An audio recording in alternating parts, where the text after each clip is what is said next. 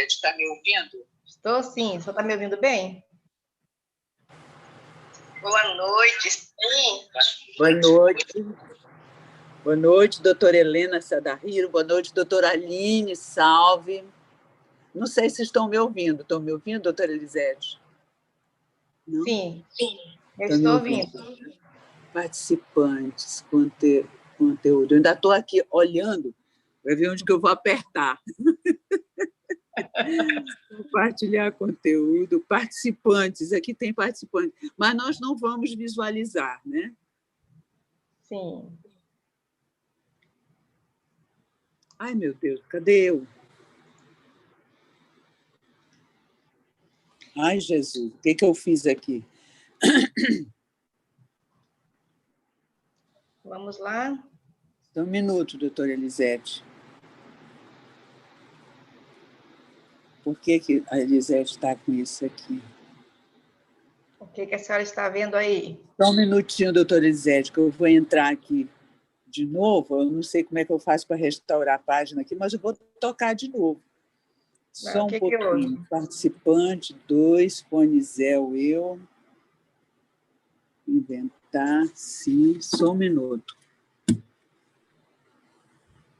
O senhor não quer esperar um minutinho mais? Guardo. Nós estamos agora com 5 participantes. Doutora Alexandra entrou agora. Seja bem-vinda, doutora Alexandra. Ah, doutora Alexandra, está certo. Eu não estou... Fone Zé está aberto. O que eu vou fazer aqui? Eu não vou fechar. Convidar o quê? Enviar mensagem, cancelar. Meu Deus do céu, o que eu estou fazendo? Eu quero voltar para a página e não estou conseguindo. Ah, pronto. Agora eu não vou mais sair daqui, senão vou ter probleminhas aqui. Pronto. Então, deu nosso horário, né? Vamos nos arrumar aqui para começar. Isso, vamos começar. Estão me ouvindo bem? A doutora Alessandra está aí, boa noite. Boa noite a todas que estão aqui nos prestigiando. Nós temos um carinho especial por todas vocês e queria deixar registrado que nosso grande objetivo também é observar o horário, porque temos que prestigiar também aquelas que estão aí. De repente, outras têm outros compromissos também. Então, vamos iniciar. Doutora Elisete, eu queria acertar uma coisa com a senhora. Eu vou lhe formular algumas perguntas, porque eu também estudei a matéria, e vou lhe formular perguntas, porque eu estou com uma pequena dificuldade de acesso ao chat. Então, eu vou fazer perguntas que são pertinentes, jamais nada, algo fora do tema, e eu deixaria a senhora para administrar o chat, ou seja, veja quem está formulando perguntas que possam ser atendidas, e, se for oportuno, junto com as que eu estou questionando, a senhora também pode fazer. Tá? Tá certo. Então, está certo. É essa a estratégia do momento. Né? E eu quero dar, então, boa noite especial para nossas queridas amigas que estão aí, doutora Helena Sadahiro, que foi a primeira que entrou, doutora Aline e Alexandra, quem mais que está faltando? Doutora Cássia. Doutora Cássia está sempre aí conosco. Muito obrigada pela sua presença, pelo seu sempre pronto apoio a mim, como presidente da BMCJ, e a própria BMCJ. Ela, Denise, então estou esperando a turminha toda. Doutora Cleonice. Logo estão entrando. Vocês já me conhecem, mas eu não sei quem vai ler essa matéria mais tarde. E, para quem não me conhece, eu sou a desembargadora Zelite Andrade Carneiro, magistrada aposentada do Tribunal de Justiça de Rondônia. Este evento nosso de hoje ele faz parte do projeto Mulheres na Política, da ABMCJ, que significa Associação Brasileira das Mulheres de Carreira Jurídica. É uma instituição sem fins lucrativos, né, da qual eu sou o presidente para o triênio de 2020 a 2023. E a nossa palestrante de hoje é a nossa associada, muito especial, e coordenadora dos projetos da ABMCJ. Então, a BMCJ tem como objetivo, para quem não conhece, alguns dos seus objetivos estão na luta pela defesa dos direitos das mulheres, especialmente as de carreira jurídica, né? A conscientização também, a conscientização das mulheres sobre seus direitos e seus deveres como cidadãs. A luta, sim, luta-se para incentivá-las a participar do progresso, participar efetivamente da luta pelo progresso social, e ainda defende o princípio da não discriminação sob qualquer pretexto, buscando a igualdade de direitos da pessoa humana. Estes entre alguns dos seus objetivos. Eu vou agora, dito isto, apresentar a nossa palestrante, porque nós sabemos que esses vídeos correm o Brasil e nós precisamos saber com quem nós estamos tratando. Nossa querida doutora Elisete Mesquita, né? E nós sabemos que o objetivo do projeto nosso e da BMCJ é a orientação das candidatas e daqueles que nos ouvem, que precisam dessas informações, né? E que estejam efetivamente participando das eleições municipais de 2020. É essa a razão pela qual nós estamos aqui. Mas a doutora Elisete, ela é especialista em direito e processo eleitoral. É analista judiciária do TRE, aposentada. Foi diretora-geral do TRE por 3 biênios e também secretária da Escola Judiciária Eleitoral de Rondônia no período de 2014 a 2019. É palestrante, instrutora e formadora em direito eleitoral e cidadania desde 2004. Atualmente, a doutora Elisete ainda é pós-graduada em metodologia do ensino superior. Eu acho que direito civil e processo civil também. Nossa palestrante de hoje, ela, como eu já disse antes, ela é coordenadora de projetos da BMCJ de Rondônia para o biênio 2020-2023. E esse é o seu currículo resumido, e é com muita satisfação que nós lhe passamos a palavra para falar sobre a prestação de contas junto à Justiça Eleitoral. Doutora Elisete. Boa noite, desembargadora. Agora, oficialmente, eu queria registrar também a presença da nossa live aqui da doutora Manuela, que é a presidente nacional da BMCJ. Ela já passou aqui, a doutora Manuela, a desembargadora Zelite está sem acesso ao chat, ela pediu que eu ficasse monitorando. Então, ela cumprimentou a desembargadora Zelite como presidente, parabenizou pelo excelente curso, né, que é de extrema importância para todos nós. Então, vou deixar registrado aqui. E sim, precisamos sim incentivar a participação das mulheres na política, né? E eu tenho feito esse trabalho já há alguns anos aqui no estado de Rondônia, já participei de muitas mesas redondas, muitos debates, muito... Sim, desembargadora. Eu gostaria muito, eu não posso, eu tenho que, nesse exato momento, cumprimentar a nossa presidente nacional, doutora Manuela Gonçalves. É um motivo de honra para todos nós, e nós queremos dizer que nós admiramos muito essa proatividade da doutora Manuela de estar sempre presente em todos os eventos da ABMCJ. Em todas as aulas que nós temos às quartas-feiras, a doutora Manuela está lá, linda, maravilhosa, presente, com um sorriso, sabe? Para todas nós, uma palavra de incentivo. E isso é maravilhoso. Nós estamos, assim, numa época de pandemia em que nós estamos atravessando, nós vemos uma mulher tão dinâmica que está fazendo um curso conosco em plena pandemia, vai concluir este ano com 5 encontros de todas as regiões, e quero até aproveitar para dizer que o nosso já está marcado para a primeira quinzena de dezembro. É essa a personalidade que nós temos como presidente nacional. Doutora Manuela, a senhora nos orgulha, nós somos muito alegres, felizes de estar trabalhando numa ABMCJ tão atuante sob sua administração, sob seu comando. Muito obrigada. Que tenhamos também possamos surpreendê-la agora, neste momento de debate e de estudo sobre a prestação de contas junto à Justiça Eleitoral. Obrigada pela sua presença, a senhora nos honra. Então, vamos direto ao assunto, né? Vamos sim, vamos sim. Vamos lá. Eu só queria fazer uma introdução. Quando a gente fala de prestação de contas, a gente tem que falar de gastos de campanha, né? E de financiamento de campanha. Então, é importante a gente deixar isso bem assim separado, que existe algumas formas de financiamento que hoje, nos dias atuais, as campanhas eleitorais são financiadas com dinheiro público, então, é financiamento público de campanha, isso é importante, mas também não veda a doação de recursos próprios e de simpatizantes dos candidatos, desde que sejam pessoas físicas. Não pode mais haver financiamento privado de pessoas jurídicas, ou seja, de empresas, como era antigamente. Desde a última eleição de 2018 para cá, já está consolidado, foi alterada a legislação, e foi quando foi criado o Fundo Especial de Campanha, que é o chamado FEFC, né? Para poder financiar as campanhas com o orçamento público previsto em lei. Então, é bem deixar claro assim, isso é a questão do financiamento.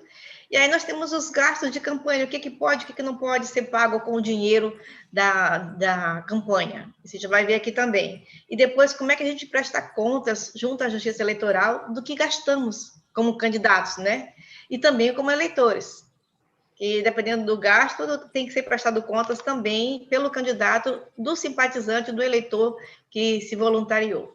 Então, essa é a introdução inicial, e aí a desembargadora, como a nossa metodologia aqui é um bate-papo, são perguntas e respostas, tirar dúvidas, o nosso internauta aqui pode fazer também as perguntas pelo chat, que a gente vai respondendo, estamos aqui ao vivo para isso. Então, vamos começar direto ao ponto. O que nós temos aí, desembargadora? Nossa presidente. Pois é, eu queria dizer a vocês também, que eu também estudei um pouquinho essa questão de prestação de contas, e cada vez que você estuda, porque como você é leiga na matéria, você se pergunta mais e mais. E eu gostaria que você discorresse um pouquinho para nos dizer, que nos faça entender fundo partidário e fundo especial de... A gente sabe que tem uma diferença, mas eles têm nuances, e eu queria que a senhora falasse sobre isso. Vamos lá, vamos deixar bem claro. O fundo partidário ele é previsto para ser distribuído anualmente para os partidos políticos. Então, todo ano é destacado um orçamento da União próximo a R$ 1 bilhão anualmente para manutenção dos partidos políticos. Esse fundo partidário é dinheiro público. Não impede que os partidos políticos também recebam doações de pessoas físicas e jurídicas, porque a Lei 9.096, que é a Lei dos Partidos Políticos, não tirou a possibilidade de doação de pessoa jurídica para os partidos. Proibiu a legislação a doação para campanha. Mas o fundo partidário pode ser usado para financiar as campanhas dos candidatos daquele partido e da coligação que ele faz parte. Então, com o fundo partidário, o partido ele mantém a estrutura da agremiação. Com o quê? Aluguel, aquisição de imóveis, pagamento de salário de funcionários e todas as despesas operacionais possíveis, com um detalhe, apesar de ser dinheiro público, né, o partido político ele tem que prestar contas dessa despesa junto ao Tribunal de Contas da União e também junto ao TRE do seu Estado Nacional para o TSE, e cada partido presta contas do dinheiro do fundo partidário utilizado todo ano para os TREs. E se essas contas forem desaprovadas, porque teve alguma inconsistência, esses partidos eles podem ter a suspensão da cota do fundo partidário até o cancelamento do registro do partido, dependendo da falta que ocorreu. E essa suspensão pode ser de 1 mês até 1 ano das cotas. Nem todos os partidos recebem muito, né? O fundo partidário ele é disciplinado na Lei 9.096 e tem um percentual que é distribuído igualmente para todos os partidos, 5% do valor integral. E os 95% demais, ele é todo distribuído com base na quantidade de parlamentares federais que tem o partido no Congresso Nacional. No caso, deputados federais, não é nem senadores, é proporcional aos deputados federais. Ou seja, é realmente um dinheiro que, apesar de ser público, eles podem gastar conforme seus critérios, sem licitação. O SEBRAE ou qualquer outra entidade que tenha qualquer valorzinho de dinheiro público que está custeando, tem que licitar todas as despesas. Mas aos partidos políticos, tem a prerrogativa de não fazer licitação nas compras e nos gastos. Ele tem só que prestar contas do que gastou. Como gastou, isso não tem problema. Né? Esse é o valor do fundo partidário. E ele pode ser utilizado para financiar as campanhas também. Com um detalhe, tem que ser bem discriminado que o dinheiro que vai ser usado para o financiamento de campanha não pode ter vindo de pessoa jurídica, só das pessoas físicas que doaram, se for o caso, ou então o próprio fundo partidário, porque o fundo partidário, além desse dinheiro de quase R$1 bilhão por ano, que é destinado para distribuir entre os partidos políticos, ele também tem outras fontes, por exemplo, as multas eleitorais. Então, aquele eleitor que, no dia da eleição, fala assim, vou votar nada, eu vou pescar, vou pagar R$ 3,51, vou pescar, depois eu pago essa multa. E não pode, porque ele não quer sustentar bandido político, aquele negócio todo, né, que é a revolta do eleitor. E aí não vota, prefere pagar a multa. Ele não quis eleger o candidato, mas ele vai pagar a multa, e essa multa que ele paga vai direto para o partido. Mas é só 3,50. 20% dos eleitores do Brasil não votam, por alguma razão. Então, nós temos, em média, mais de 100 milhões por ano de multas eleitorais de eleitores faltosos. Você vê, né? Além de quase R$1 bilhão do fundo partidário direto do orçamento da União, ainda temos essa fonte de arrecadação de multas eleitorais, de eleitores e de candidatos também, que, por acaso, são condenados para pagar multa por alguma irregularidade, e também vai para o fundo partidário. Então, esse é o fundo partidário. Agora, o que é o FEFC? Que é o fundo de campanha. O FEFC, ele só pode ser disponibilizado no ano eleitoral. Então, a cada 2 anos, é destacado do orçamento da União, além do fundo partidário, que é quase 1 bilhão, 900 e poucos milhões, esse eu nem atualizei. E tem o fundo especial de campanha, que é o FEFC. E esse fundo, hoje, esse ano, ele foi de 2 bilhões e 34 milhões de reais, distribuído entre os partidos políticos, não é igualitariamente também, é proporcional à quantidade de parlamentares, deputados federais e senadores que o partido tem no Congresso. Então, tem alguns partidos que não têm representação no Congresso que não recebem o FEFC. Partidos, porque são pequenos, né? Talvez a representatividade seja mínima. Não tem nenhum deputado federal, não tem nenhum senador, não recebe o FEFC. Existe alguns, se não me engano, são os 13. Alguns partidos, está certo. O fundo partidário, ele dá 5%, é distribuído entre todos, aí fica um pouquinho, né? E aí vai para o Diretório Nacional. Do Diretório Nacional, ele distribui para as estaduais e os estaduais para as municipais. Chega aqui nos municípios pequenininhos, o fundo de campanha, não chega. Não chega, né? Porque é muito pequena a representação. O fundo de campanha, esse FEFC, ele é entregue ao Diretório Nacional, e o Diretório Nacional, ele tem a prerrogativa de disciplinar como esse fundo vai ser distribuído entre os partidos. E aí o TSE e a Justiça não se mete. Ele recebe dinheiro, vai ter que ser aplicado para a eleição municipal exclusivamente, não pode ser usado para mais nada, só para os candidatos majoritários e proporcionais, mas tem que ser usado para a campanha. Só que a definição de como vai ser distribuído é do partido, do nacional. Então, ele pode decidir assim, eu vou pegar 90% e vou aplicar só em São Paulo, que é o maior eleitorado. E os demais eu distribuo para os demais estados. Eles podem decidir isso. É verdade. Não tem nenhum critério básico para distribuição. A única coisa que tem no FEF, que é obrigatória, é que 30% do valor tem que ser aplicado para campanhas femininas. Isso está na lei. 30%, né? E tem algumas que não recebem, né, doutora Elisete? Quem dá a reclamação contra isso. Talvez a gente... Como é que vai chegar no município lá, por exemplo, vou pegar aqui o município aqui, Itapuã. Vai chegar lá do partido? Já chega quando nós temos 35 partidos. Distribui aqui no estado de Rondônia, temos 27 concorrendo. Esses partidos que estão recebendo dinheiro aqui, eles vão... chega aqui já no estado de Rondônia, a cota do nosso estado vai chegar pouquinho. Aí distribui a prioridade à capital. e onde o partido tem candidato a prefeito. Ah, tá certo. Então, Tá. É por isso. Pequenininhos não chega. Uhum. Talvez. Aqui terminou, doutora Elisete, essa parte? A gente pode depois acrescentar outras coisas. Ah, tudo bem. Talvez por isso, porque essa situação, a verba seja grande que sai, embora ela se dilua, mas, de qualquer forma, é dinheiro público. Então, nós, talvez por isso, essas ações de prestação de contas sejam tão rígidas em relação à aplicação dos recursos públicos. Frequentemente, nós ouvimos falar que o candidato tem um limite de gasto na campanha. Como é que se estabelece esse limite, doutora Elisete? Pode falar qualquer coisa? Os limites de gasto com o Fundo Especial de Campanha começou desde a eleição de 2016, quando foi estabelecido o limite que as pessoas elas usavam, os candidatos, eles mesmos declaravam, antes de 2016, eles declaravam quanto eles iam gastar. Eles escolhiam quanto ia gastar, porque tinha financiamento, inclusive, de pessoas jurídicas, de empresas.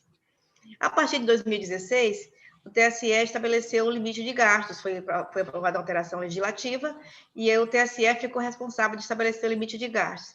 Naquela época, ele usou como parâmetro o gasto da eleição anterior, da mesma categoria, a eleição municipal, a eleição de 2012. Quanto foi gasto, em média, pelos candidatos para cada localidade, e aí ele estabeleceu ali um limite de gasto da média dos gastos de 2012. Para este ano, o limite de gasto é o mesmo de 2016, corrigido pelo IPCA. Então, eu vou dar um exemplo aqui. Em Rondônia, os municípios pequenos, o limite de gasto é de R$12 mil para vereador. R$12 mil. Deixa eu pegar aqui o valor certo para não mentir, né? Tem uns quebradinhos, até anotei aqui. Cadê o bichinho? 12.308. É a quantidade, o valor máximo de gasto um candidato a vereador naqueles municípios pequenos. Aqui em Rondônia nós temos 19 municípios que estão com esse limite mínimo. São 52 municípios no estado, 19, o limite de gasto para os vereadores é de 12.308. E para prefeito, nesses municípios, o limite é bem pequenininho também, é 23 mil, deixa eu pegar aqui direitinho. Para prefeito. É isso mesmo, é um valor bem pequeno. Não, estou mentindo, né? É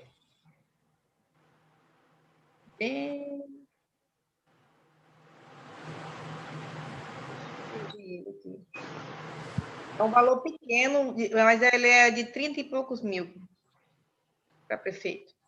Ah, então, prefeito. 123 mil, desculpa. Ah, tá. 123 mil é o valor de gasto para prefeito nesses municípios pequenos. E de 12.307, ou seja, para vereador é 10% do valor para prefeito, né? Então, Porto Velho, que é a capital, o limite de gasto para vereador é 150 e poucos mil. Certo. O limite de gasto para prefeito, nesse caso, é 3.300.000. Então, tá certo. Mas aqui da capital. Da capital. Da capital. E o valor para vereador é 150 e poucos mil reais. Então, o vereador aqui na capital tem que ter uma margem para gastar, né? Agora, nos municípios do interior pequenos, é 12 mil reais. Certo. Agora, uma diferença. Esse limite de gastos, que foi determinado pelo TSE, não entra as despesas com advogado e contador. Porque na prestação de contas que os candidatos têm obrigatoriamente que prestar, obrigatoriamente também tem que ter um advogado e um contador. E aí, a legislação, para não complicar, porque os honorários do advogado e do contador iriam comer todo o limite de gasto de um vereador do município pequeno, foi definido que gastos com advogado e contador, que são obrigatórios nas prestações de contas, não estariam dentro do limite de gasto do candidato. Então, essa é importante falar disso. E ele pode pagar com dinheiro próprio, de pessoa física. Aí não precisaria entrar nos seus gastos de campanha. Essa é uma novidade para mim. É muito interessante, a senhora acabou de falar que sempre é necessária a figura do advogado e do contador para ajustarem a conta perante o TRE, né? Aqui no regional. E nós sabemos... Desembargadora, inclusive a questão do advogado, até um simpatizante do candidato pode pagar o advogado e tudo bem. É muito interessante. Eleitoral, para prestação de contas, foi pago por um eleitor e pronto. Olha, nós temos conhecimento que grande parte das mulheres que são candidatas, vamos dizer que elas percam a eleição, elas perdem também nessa questão da prestação de contas, porque elas ficam sem assistência, vamos dizer, do partido, de ninguém, e elas não prestam conta como tem que prestar. E são reprovadas, têm as contas reprovadas, não podem no ano seguinte, no pleito seguinte, se candidatarem. E aí, a senhora já se referiu a essa questão de que é obrigatória, mas ele não poderia prestar sozinho também as suas contas, mesmo sem ser, digamos que alguém, essa conta precisa estar assinada por um advogado e por um contador. Aí tem honorários, né? Porque... o sistema de prestação de contas do TSE, da Justiça Eleitoral, o SPCE, ele tem que ser operado, tem que cadastrar obrigatoriamente o advogado e o contador no sistema, porque senão gera pendência no sistema. E isso, então, o candidato, a candidata tem que ter algum advogado e contador para prestar contas. É obrigatório, porque além de fazer a prestação de contas no sistema, de enviar pelo sistema, o advogado tem que entrar no processo de registro da candidata ou do candidato e no PJE e tramitar dentro do PJE a prestação de contas para julgamento, porque de uns 10 anos para cá, a prestação de contas passou a ser um processo judicial também. Antigamente era um processo administrativo. Era julgado pela Corte Eleitoral como um processo administrativo. Então, com a mudança da legislação, ele passou a ser um processo judicial. Então, obrigatoriamente, tem que ter o advogado. E aí, o que eu fiz, então? Como eu tenho trabalhado muito nesse estímulo, na motivação para a mulher participar da política, eu me voluntariei no TRE como advogada voluntária. Se precisarem de mim, eu estarei lá como advogada voluntária, mas a minha preferência, eu já falei isso também, eu só vou advogar para mulheres. Que bom. A minha contribuição para essa campanha de incentivo à participação da mulher na política. Eu vou advogar como advogada voluntária cadastrada no TRE para as mulheres. Que beleza, parabéns. A BMCJ também está de parabéns por isso. Mas, doutora Elisete, veja, será que tem algum internauta aí que queira fazer alguma pergunta? A senhora fique à vontade, porque eu ia perguntar agora sobre prazos para prestação de contas, né? Mas fique à vontade, desde que a senhora me responda essa questão de prazos para... Que prazos tem para a apresentação dessa prestação de contas? Sim, isso que é importante. Os candidatos e candidatas têm que ficarem atentos que a prestação de contas vai ter uma parcial. E a primeira parcial dela vai ser agora, no dia 21 de outubro. De 21 a 25 de outubro, todos os candidatos têm que fazer uma prestação de contas parcial. E, nesse caso, tem que ser através do contador. Tá? O contador ele vai lançar despesas iniciais e vai fazer o primeiro envio da prestação de conta parcial. A segunda prestação de contas, que é a final, ela tem um prazo até o dia 15 de dezembro, né? E isso é importante a gente saber, porque tem prazos. Então, os candidatos já têm que prestar contas parcialmente das movimentações iniciais, se já teve débito em conta de algum valor de doação, inclusive de recursos próprios, para poder apresentar já os extratos iniciais das contas bancárias abertas, obrigatoriamente. Tem alguma pergunta nesse sentido aí? Só um comentário aqui a doutora Aline disse que parabenizou pela minha iniciativa de ser advogada voluntária. A Ivone Soares disse um eba aqui, mas eu quero deixar bem claro que a advogada voluntária, quando a pessoa estiver sem assistência jurídica, Acontece por falta de recursos. muito. No ano seguinte, após a eleição, aparecerem doadores que foram forjados por alguns candidatos, pessoas que não têm mínima condição de pagar advogado.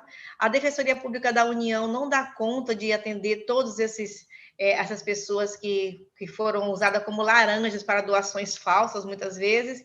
Então, eu estarei também para ajudar essas pessoas depois da eleição, no ano seguinte, quando vêm as representações do Ministério Público Federal por doações irregulares. E isso é importante que a gente esteja à disposição. E mais importante também que os candidatos saibam que eles precisam constituir advogado desde agora. Eu costumo falar o seguinte: é mais barato ter um advogado para assessorar na campanha do que pagar uma multa de propaganda irregular. Uma multa de propaganda irregular, o menor valor é R$5 mil. 30 mil. E, às vezes, uma assessoria com um advogado para orientar o que pode, o que não pode, é mais barato do que pagar essas multas, né? Com certeza. E a pessoa, claro, tem muitos candidatos que não têm recursos financeiros para bancar uma campanha rica, milionária, e vão se ajudando uns aos outros. Muitos partidos contratam advogado para o partido que dão assistência aos seus candidatos. Mas nós, como candidatas mulheres, que temos a prerrogativa e a necessidade dos 30% no mínimo do gênero, nós temos que, as candidatas têm que se mobilizar mais dentro do partido e exigir essa assistência jurídica do advogado do partido, para que elas não fiquem no final da campanha abandonadas. Elas são seduzidas para poder sair candidatas, porque o partido precisa da cota, e quando acaba a eleição, o partido abandona. É verdade. A candidata não sabe quem vai prestar contas dela, não fez a primeira prestação de conta parcial porque não tinha ninguém para fazer, não foi orientada. Isso tudo é muito complicado. E aí ela acaba não prestando contas, prestação de contas não apresentada, inelegível para o próximo pleito. Pois é, exato. E quando ela apresenta irregular e tiver as contas rejeitadas, também contas rejeitadas tem o problema também da inelegibilidade. E as contas apresentadas, mesmo que não seja aprovada, ela pode concorrer ainda com regularizando depois, né? Mas quando elas não são apresentadas, aí, ou dada como não prestadas porque foram incipientes, aí fica inelegível para a próxima eleição. Isso é importante, tá? Esclarecimento bacana, muito bom. Agora, doutora Elisete, eu sempre fico pensando o seguinte: como uma candidata se conduz para, por exemplo, formalizar suas despesas de campanha, limite de gastos, recursos próprios, essas coisas é muito importante que se fale, né? Porque termina que elas se perdem na prestação de contas. Se eu puder discorrer alguma coisa a respeito disso, como o candidato pode realizar essa despesa de campanha, limites de gastos. Primeiro passo, tem uma questão burocrática inicial para sair após o registro de candidatura. O prazo limite foi dia 26 de setembro. Acabou o registro de candidatura, no dia seguinte o TRE já encaminha para a Receita Federal o CNPJ, o pedido de CNPJ dos candidatos. Mesmo que ainda não tenha sido julgado o pedido de registro, todos têm o CNPJ emitido. Assim que esse CNPJ é emitido, tem um prazo, né, de 72 horas para 48 horas, desculpa, para fazer a abertura de conta. E aí, quando chega nos bancos, é melhor fazer nos bancos oficiais, que eu já vi que tem candidatos que estão com dificuldade de abrir nos bancos particulares. Eles criam dificuldade. Então, quando eu oriento assim, vai lá no Banco do Brasil, que é mais rápido. Lá não tem dificuldade, é o banco oficial, ele já é parceiro da Justiça Eleitoral desde sempre, é tudo mais rápido. E quando chega lá, o banco já abre automaticamente 3 contas. A conta para doações. 3 contas. A conta para doações diversas, que pode ser, nessa conta de doações diversas, vai entrar o recurso próprio, que a lei este ano limitou a 10% do limite de gastos. É muito pouco para o candidato doar para si mesmo. E aí tem as doações de simpatizantes, de eleitores, que pode doar até 10% dos seus rendimentos declarados no imposto de renda do ano anterior. Então, limite 10%. Às vezes, a doação do eleitor, do simpatizante, é maior do que a autodoação. Que do recursos próprios. Até a eleição passada, o candidato ou candidata podia doar recursos próprios o tanto que quisesse, até os 100% do limite de gasto.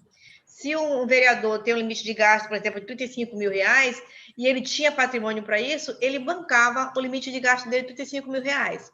Mas neste ano houve uma mudança na legislação e agora o candidato só pode gastar de recursos próprios 10% deste limite. Ou seja, se é R$ 35.000, ele só pode doar para ele 3.500. Ficou muito ruim para o candidato. R$ 75.000? Aí é 10%. 35. É 3.500. Se for 75, é 7.500. É 10% do limite de gastos. Agora, um simpatizante, quem for doar, pessoa física, pode doar até 10% dos seus rendimentos, desde que não tenha limite de gastos. Sempre o teto é o limite de gastos que está determinado pelo TRE, pela Justiça Eleitoral. Onde a gente vê esse limite de gastos? Lá no Divulga Can de Contas, que é o sisteminha que todo eleitor, qualquer pessoa, qualquer cidadão pode acessar no TRE, quando tem lá o candidato, já tem o limite de gasto dele. Então, quando você consulta, né, você entra na página do TSE, tem lá, Divulga Can de Contas, e a gente clica lá, coloca o nome do candidato que a gente quer pesquisar, vai aparecer lá os dados dele, inclusive todos os documentos públicos, são todos públicos, e vai já estar lá na pastinha superior, lá à direita, o limite de gasto dele. O limite de gasto, bem transparente, né? Interessante. Aí, depois o prazo para poder, na primeira parcial de contas, vai ser dia 26, até de 21 a 25 de outubro agora, para apresentar a primeira parcial. No dia 27, o TSE já vai estar divulgando publicamente, para quem quiser pesquisar, os gastos iniciais de todos os candidatos do Brasil. Então, são transparentes a todo público. Os gastos dos candidatos são todos públicos. Por quê? Porque é dinheiro público. Quase 100%. É verdade. Porque 90% do gasto é dinheiro público, então tem que ser transparente, tem que haver a transparência e a publicidade desse gasto público. Isso é importante. Doutora Elisete. A primeira conta que eu falei, né? Deixa eu só acabar a segunda e a terceira conta. A segunda conta que tem que ser aberta obrigatoriamente é a conta para o fundo partidário. Porque se o partido, por um acaso, tiver recurso do fundo partidário que vai distribuir para os candidatos, a conta já está aberta. E aí tem que ser específico, porque quando acaba a eleição, se o dinheiro não for gasto, ele é devolvido para o partido. E tem uma terceira conta, que é a conta para o Fundo Especial de Campanha, a conta para o FEFC, que vai ser usada se o partido tiver como distribuir, se chegar dinheiro para ele, para distribuir para os candidatos. Então, também esse dinheiro do FEFC, quando chegar, se não for usado, ou o saldo que sobrar, vai ser devolvido para os cofres da União. E aí é um pouco complicado, e nós tivemos 2 partidos que se recusaram a receber o fundo do FEFC, o dinheiro do FEFC. O Novo e o PRTB. Então, o Partido Novo e o PRTB foram 2 partidos que se recusaram, disseram que não iam aceitar dinheiro do FEFC e iam fazer campanha com recursos deles mesmos. Então, são 3 contas que os candidatos têm que abrir. Pode falar. Não, desculpe, eu só queria comunicar, pedir para as colegas que estejam com o microfone aberto, que as perguntas estão sendo feitas pelo chat, elas fecham o microfone. Eu não sei se é aqui que nós temos que fechar. Está dando uma interferência em você aí, está cortando a audiência. Está cortando? Está dando falha? Deixa eu só tirar daqui, ver se eu deixo distante aqui, mas aqui também não estou com nada ligado, não. Deve ser... Não, né? Então, tá bem. Está no chat, não interfere. Não, né? Frequentemente, doutora, aliás, a legislação, ela fala em recursos financeiros e bens estimáveis em dinheiro. É claro que eu tenho uma noção, mas eu não, as coisas bem pertinentes a ela, talvez eu não tenha atingido. É importante para o candidato ou candidata e para o eleitor que vai doar também. Porque nós temos, assim, as campanhas hoje estão sendo feitas muito, assim, por colaboração, né? Eu vou ajudar meu candidato. Por incrível que pareça, né, nesses últimos anos, com tanta movimentação, iniciou-se, essa é uma avaliação minha, um ativismo político do cidadão. Ai, que bom. Então, eu fico muito feliz com isso. O cidadão está brigando pelo seu candidato. Polarizou ou não? O importante é que ele está despertando para a política. Isso me deixa muito feliz. São mais de 15 anos trabalhando com as pessoas para dizer assim, acorda, a política é importante, venha participar da política, não adianta só reclamar do seu representante, do seu governador, do seu prefeito, do seu deputado, do seu vereador, você tem que participar. E hoje eu estou vendo isso com muita alegria, né? Os eleitores participando e ajudando na campanha mesmo, eles doam serviços. Um eleitor, um simpatizante doa um serviço, esse serviço tem que ser contabilizado também na prestação de contas, com o valor estimado em dinheiro. Com um grande detalhe, não é pequeno não, é um grande detalhe. Eu só posso doar o serviço que eu executo. Eu não posso doar, por exemplo, eu vou doar para o meu candidato 1.000 santinhos. Aí eu mando fazer os 1.000 santinhos e entrego para o meu candidato distribuir. Não pode. É irregular. Eu só posso... Agora, se o dono da gráfica resolver doar os santinhos, aí sim ele está produzindo serviço. Se eu quiser ser assim, eu não sou dono de gráfica, não sou dono de posto de combustível. Aí eu digo assim, eu vou doar para minha candidata, que eu estou apoiando, 1.000 litros de gasolina. Aí vou lá e compro e dou para minha candidata usar. Não pode. Também é uma doação. Não pode? É dado. Porque eu não tenho, o combustível não é meu. Ah, sim, entendi. Aí o que acontece? Então, quando quiser doar isso, é recomendável que eu pegue o valor estimado e deposite o valor na conta do candidato ou da candidata. E ele faça o pagamento e pegue a nota fiscal do posto ou da gráfica. Então, eu só posso doar um serviço que eu produza. Serviço. Mas aí você está... Eu já não entendi, porque está doando um produto. Eu só posso doar um produto que eu produza, que eu venda. Eu produzo, está certo. Então, mas eu posso o equivalente em dinheiro ou posso depositar na conta? Exatamente. Então, eu recomendo. Se quer doar santinho, doa o dinheiro referente ao santinho e o candidato ou a candidata vai lá e paga, a gráfica emite a nota fiscal no CNPJ do candidato ou candidata. Nunca fazer... Todo mundo entendeu? Será que todo mundo entendeu bem isso, né? Sobre as doações, né? As doações são bem-vindas para os candidatos, mas que sejam doações em dinheiro na conta específica de doações. Tá certo. Então, tá bom. E lá o candidato vai fazer os pagamentos e vai aparecer no extrato os pagamentos. Doações e serviços. Agora, se eu, por exemplo, tenho um carro, eu quero doar o meu carro para a campanha, doar, assim, para uso, né? Então, vai ser feito um cadastro desse carro dentro do sistema de prestação de contas, que eu estou cedendo esse carro, eu tenho que ser proprietária do carro. Aí eu cedo o carro, a documentação do carro toda também vai ser juntada lá como comprovante. Então, é meu carro e eu posso ceder para a campanha. Aí sim. Eu tenho uma casa, eu quero ceder para ser a sede do comitê do minha candidata. Então, eu posso também, vai ser feito um recibo eleitoral, estimável em dinheiro, digamos que o aluguel seja R$1.000, então vai ser feito um recibo eleitoral que é o valor estimável em dinheiro do aluguel fictício do imóvel para uso do comitê. Não vai ser aluguel, mas vai ser estimável em dinheiro. Eu estou cedendo o valor estimável em dinheiro. Vai ter que ser feito um recibo eleitoral para fins de prestação de contas. Então, o raciocínio é válido também para... Não, a minha pergunta é o seguinte: se você vai fazer uma doação em dinheiro, ou nesse serviço aí, a candidata precisa abrir conta específica para o controle de doações recebidas? Sim. A primeira conta aberta é a de doações diversas.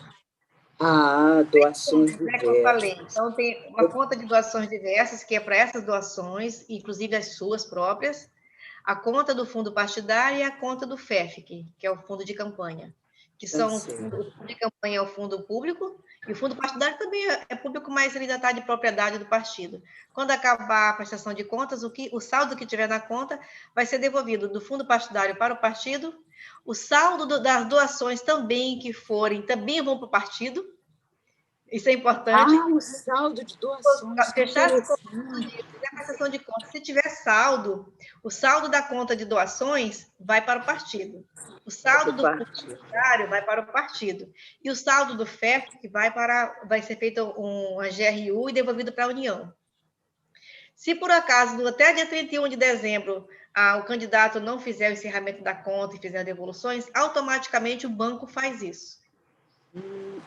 Que coisa interessante. Vai acontecer, se acontecer, o candidato não prestar contas. Aí não fechou as contas são fechadas automaticamente dia 31, são contas temporárias, são contas com CNPJ de candidato. No dia 31 de dezembro, todas as contas são fechadas e o banco encaminha para a Justiça Eleitoral a relação das contas encerradas e as devoluções de saldos. Doutora Elisete, eu acho que a senhora falou no início, porque me ocorreu aqui agora uma pergunta. A pessoa física, a pessoa jurídica não pode doar, está proibida, só a pessoa física, né? A senhora já falou sobre doação de pessoas e a pessoa pode doar serviço. Mas, e quando falou em serviço, eu me abstraí um pouquinho. Eu não sei se todo mundo teve uma clara compreensão dessa doação de serviço. É a minha gráfica que pode... É esse o caso? É o da gráfica? Sim. Uhum. É o da gráfica? Então, tá bom. Exemplo. Tá. E o da doação da outra eu entendi. Se eu tiver uma gráfica, eu posso prestar serviços gráficos, né? A impressão vai sair para o CNPJ da gráfica e tudo mais.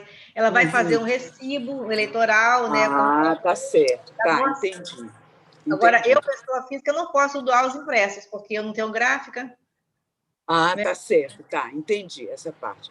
E me diga uma coisa, doutora Elisete, mais uma, não sei se a senhora tem pergunta do chat aí, pode responder. Enquanto alguns comentários, né?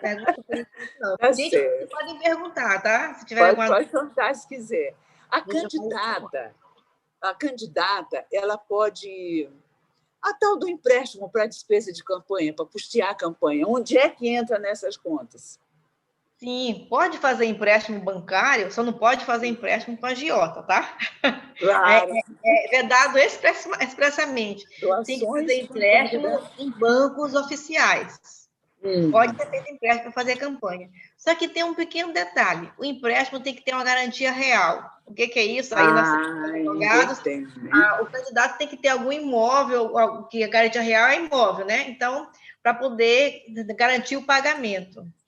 E mais um detalhe que dificulta mais o bendito empréstimo. Eu falo assim porque eu não recomendo. O empréstimo ele tem que ser quitado antes da prestação de contas final. Ou seja, e com garantia real? Você não pode deixar dívidas para depois da prestação de contas. Então, se eu faço empréstimo agora, eu tenho um mês para pagar. Pois é, doutora Elisete, mas digamos que a pessoa conseguisse. Olha qual é a minha dificuldade aqui. Nós temos 3 tipos de conta, uma que é aberta para doações, uma do fundo partidário e uma do fundo de campanha. Se o candidato fizesse um empréstimo, ele conseguisse fazer esse empréstimo para custear, onde é que seria depositado esse dinheiro? Doações diversas. Doações diversas. Jamais pode misturar qualquer tipo de valor com o fundo partidário e com o FEF. Então, qualquer outro valor que receber tem que ser na conta de doações diversas. A conta número 1. Tá certo, tá. Entendi. Tudo bem. Me diga uma coisa. A senhora já falou sobre veículos que eles devem ser registrados nas prestações de contas. Mas se o candidato quer usar um veículo dele mesmo, tá? Dele mesmo na campanha. Aí tem, por exemplo, o posto que vai abastecer com o fundo partidário. Como esse meu veículo está sendo usado na minha campanha, eu posso abastecer ele no posto? Ele pode ser abastecido no posto? Aí tem uma pegadinha para o candidato. O candidato ele tem que estar muito bem orientado pelo seu advogado, pelo seu contador em relação a isso. É por isso que é importante demais estar com a equipe de contador e advogado orientando o candidato por conta disso.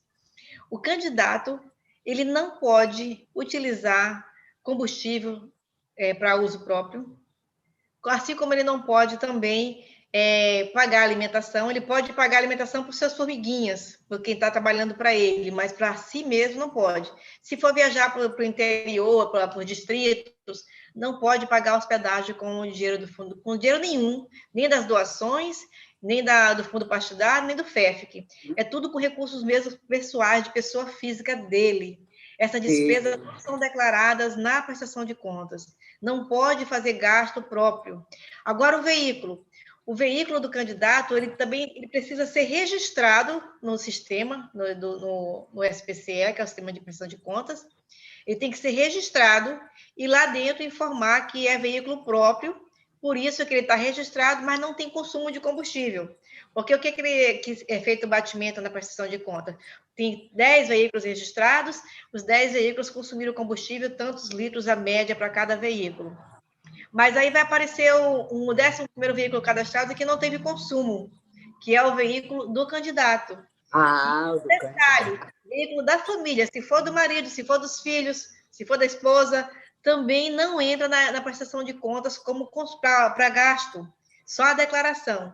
Então, os veículos da família, eles devem ser cadastrados na prestação de contas, mas eles não podem consumir combustível de maneira alguma, e nem manutenção. Se deu prego, que furou pneu, tem que trocar pneu, nada que é do uso... Nada disso.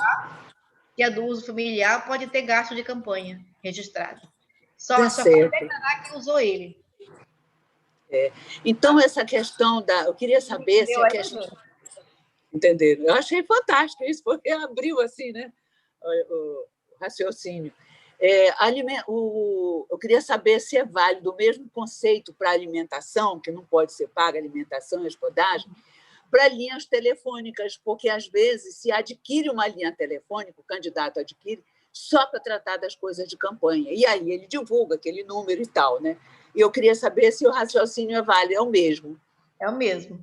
As linhas dele, as linhas particulares, se ele tiver, ele pode até ter 5 linhas telefônicas, as linhas particulares dele também não entram como gasto de campanha. De maneira alguma.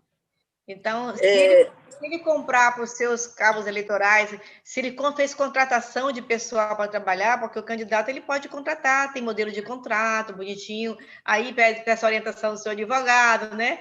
Tem os modelos de contrato de prestação de serviço do pessoal de campanha, com esses contratos temporários. E então, esse pessoal, se precisar de telefone para usar, ele pode comprar e declara lá os telefones do pessoal contratado dele. Mas os dele mesmo, se tiver com 5, 6 celulares dele, do candidato ou da candidata, esses não podem ser declarados como despesa de campanha. Interessante. Ou seja, já que é uma compensação. Vamos lá, vejamos por quê. A lei, ela limitou este ano a doação de recursos próprios. Eu só posso doar 10% do limite de gastos. Então, essas despesas pessoais, que normalmente eu poderia inserir como despesa de campanha, como é recurso próprio, então eu faço do meu recurso próprio e nem declaro. São coisas minhas, minha família. Tá certo. Na verdade, houve uma compensação, né? Diminuiu a verba com recursos próprios, mas aí também eu não preciso declarar como despesa de campanha o meu carro, o meu combustível, meu telefone, minhas alimentações, se for por distrito lá, eu vou comer lá, é outra coisa, né? Muito cuidado, candidato e candidata. Vai por distrito, reunir com o pessoal, fazer campanha. Pelo amor de Deus, não pague nada para ninguém. Não pague nenhum para eleitor. A tua equipe de trabalho, você vai pagar e vai prestar conta dessa despesa com a tua equipe de trabalho. Agora, pelo amor de Deus, não pague nenhuma Marmitex para eleitor, porque se alguém tirar uma foto, hoje todo mundo está online, né? Todo mundo está conectado, você pagando um Marmitex é compra de voto, não é nem propaganda irregular, é compra de voto, captação ilícita de sufrágio, pode caçar sua candidatura. Então, tem que tomar muito cuidado com os seus gastos, assim, porque às vezes a gente vai para fazer uma reunião, aí eu pago o seu, eu pago o meu, e as pessoas vão pagando todo mundo. Não pague, de preferência, peça que alguém pague o seu. Para não isso, né? Porque se alguém chegar e dizer assim, olha, o candidato estava lá num bairro tal e pagou almoço para um monte de gente. Já era. Né?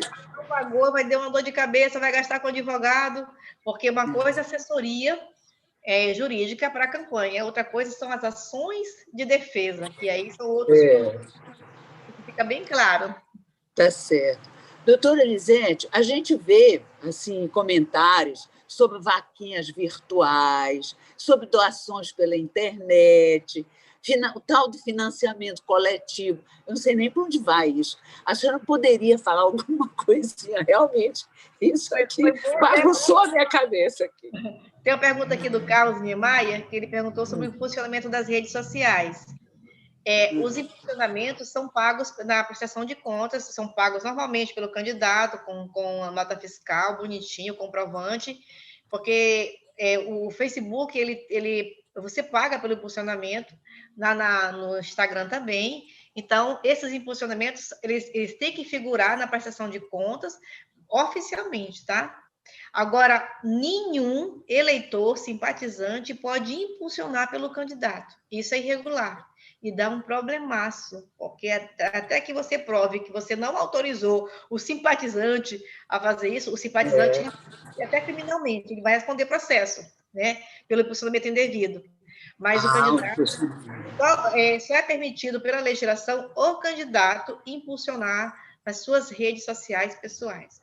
O impulsionamento, só que é uma ferramenta oficial que está lá no Facebook e no Instagram. Ele não pode pagar aquelas mensagens em massa. Se por acaso você fizer algum contrato daqueles bots que fazem mensagens em massa, aquilo também não pode, dá até cassação de registro nessa situação. Tá?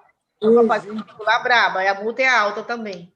Então, a gente tem que tomar cuidado com essa sua multa, tá? Só para assustar. Mas a multa é alta desses impulsionamentos indevidos. Agora, sobre financiamento coletivo, né? Existe uma diferença que teve um período da pré-campanha. Na pré-campanha se podia fazer esses financiamentos coletivos que a gente chama, né? As arrecadações. Mas só quem pode, o advogado, o candidato que quiser contratar essas vaquinhas virtuais, esses financiamentos coletivos, ela só pode fazer pelas empresas que estão cadastradas na Justiça Eleitoral.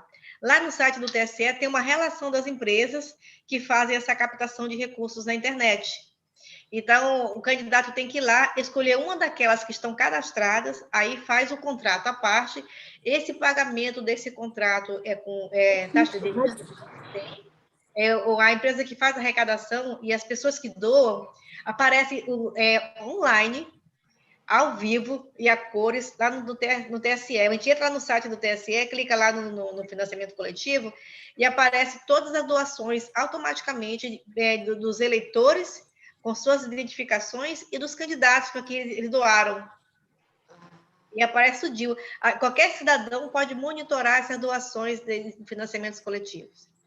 Aí, se por acaso, isso começou antes da pré-campanha, né? Se por um acaso na pré-campanha o pré-candidato recebeu doações, ele não recebe, está só registrado que ele tem doações para ele, e aí durante a convenção ele não passou na convenção, e tem lá o financiamento coletivo para ele.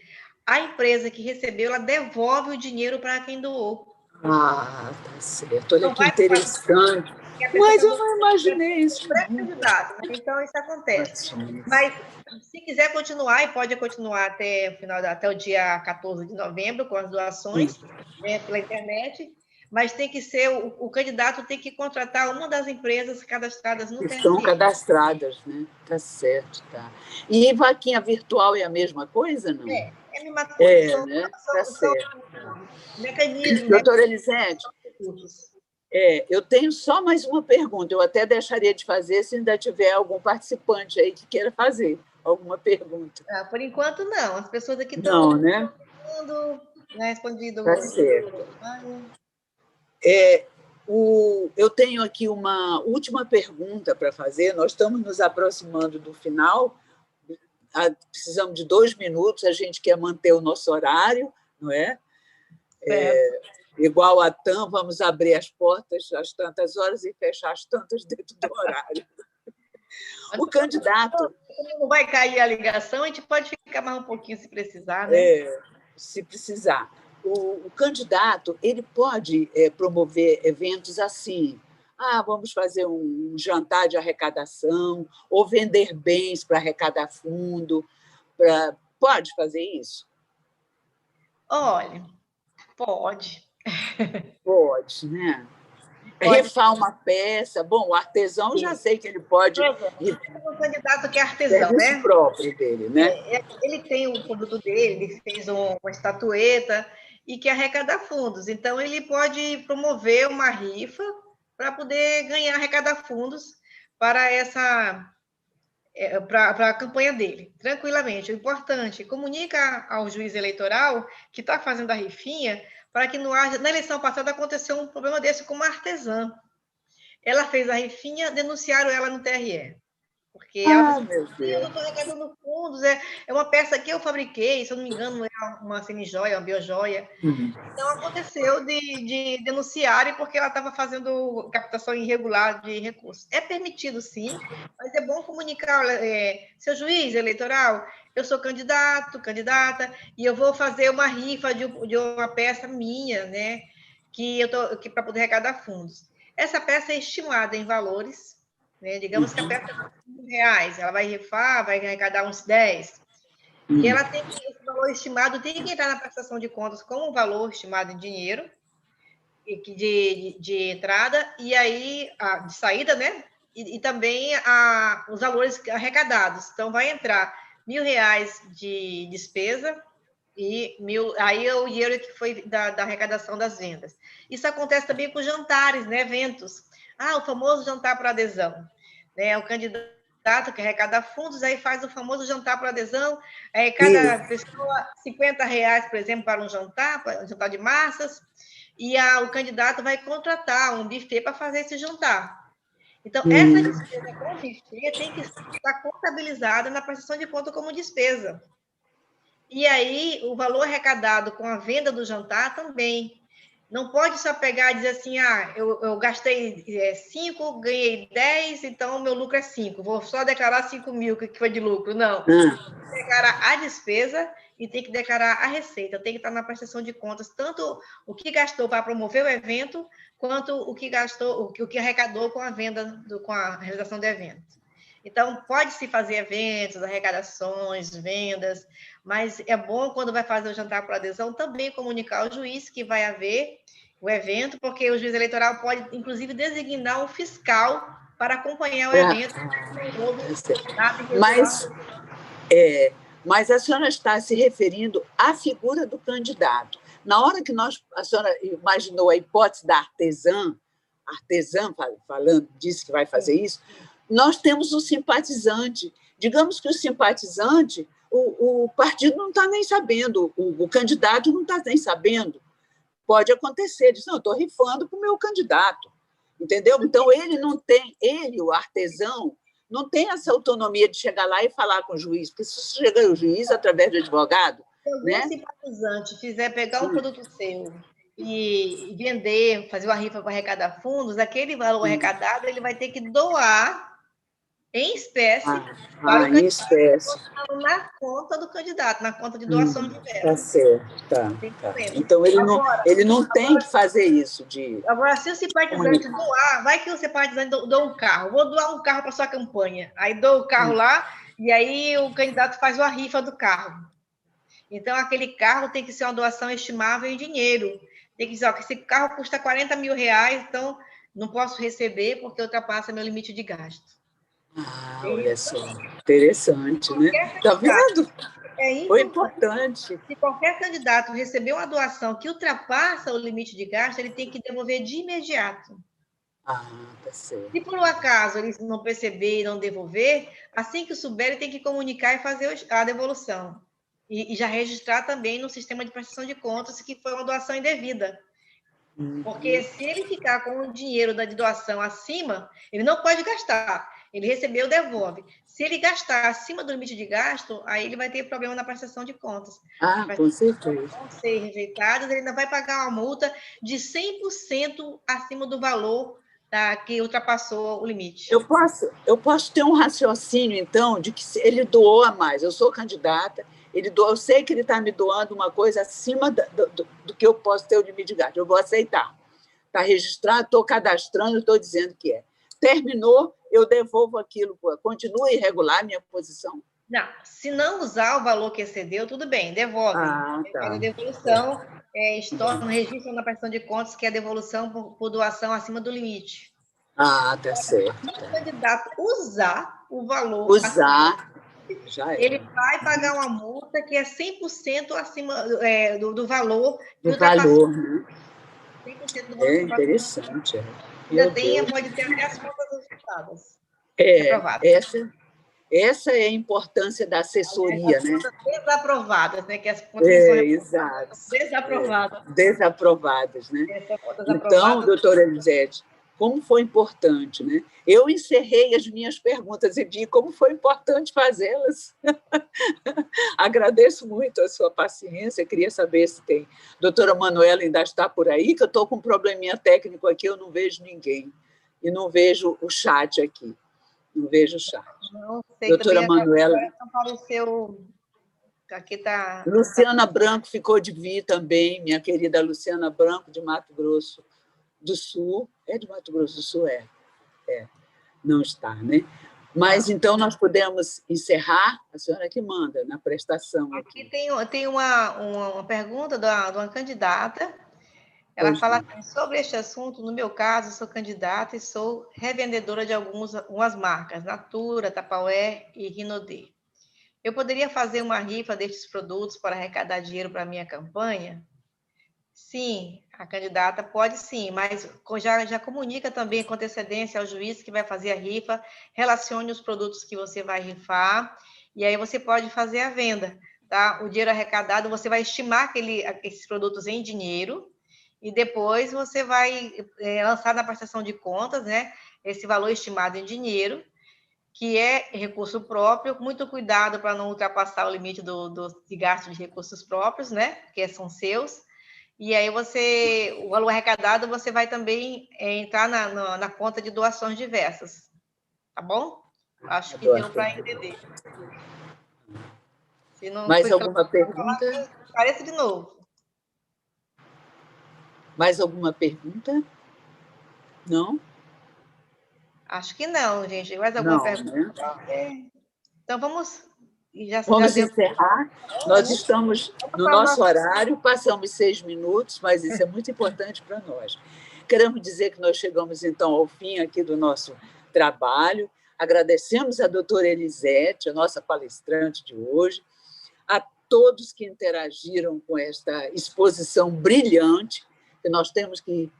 doutora Elisete é um mini computador, né? Porque tem tudo aqui dentro da cabeça. Muito importante para nós, muito esclarecedoras. Eu acho que nós ganhamos muito. E aí nós imaginamos como é importante a prestação de contas, como é importante a assessoria de um contador que está familiarizado com as questões eleitorais e de um advogado também bem instruído.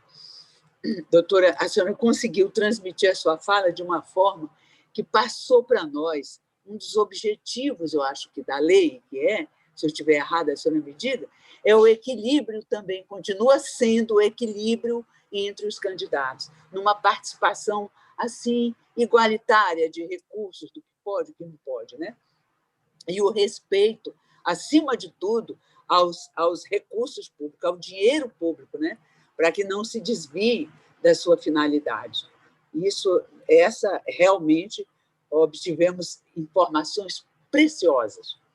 E esperamos até que, com essa ampla divulgação a respeito das regras da prestação de contas, que nós atinjamos aquelas pessoas que realmente precisam desses esclarecimentos, né? A sua participação, doutora Elisete, foi de real importância para todas nós. Nós ficamos muito gratas e a BMCJ agradece por sua... Uma pergunta agora aqui da doutora Cássia. Da doutora Cássia, pode fazer, eu já estava fazendo um agradecimento final, pode fazer. Olha, a prestação de contas pode ser assinada por um único profissional que é advogado e contador? Se ele for habilitado, eu creio que sim, porque ele tem habilitação como contador, já cadastra como contador, e habilitação como advogado, não vejo problema nenhum. Né? Nenhum. Tem habilitação dos dois. É até interessante essa pergunta, doutora Cássia. Olha aí, doutora Cássia, contadores. Pois é. Encerramos, então? Bom, então, olha, eu quero agradecer a presença de todas que estão, a poder pontuar nome por nome, muito carinho, a doutora Cássia, a doutora Aline Correia, todas as meninas, a doutora Helena Sadahiro, quem mais está? Nossa doutora Manuela, nem acredito que ela tenha ficado até o fim, porque ela é muito ocupada. Ela comentou também, ela entrou aqui. Doutora Michele, então, todas que nos prestigiaram, doutora Michele Prada, ela é uma grande colaboradora do nosso grupo de trabalho. Nós agradecemos muito. Então, a BMCJ agradece a doutora Elisete e agradece a todas que abrilhantaram, que sustentaram esse nosso trabalho de hoje. Agradecemos, doutora, a sua atenção e a sua disponibilidade. Muito obrigada. Nós estamos encerrando aqui. Obrigada. Eu agradeço. Até a próxima, né? Até a próxima, doutora Elisete. Obrigada.